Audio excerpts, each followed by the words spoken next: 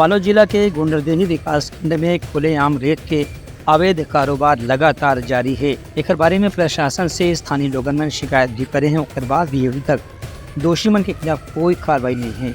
रंग कटेरा गाँव के नदी से रेती निकाले के काम लगातार बरसात के मौसम में भी जारी है। कावर की बरसात के मौसम में रेत के दाम बहुत बढ़ जाते।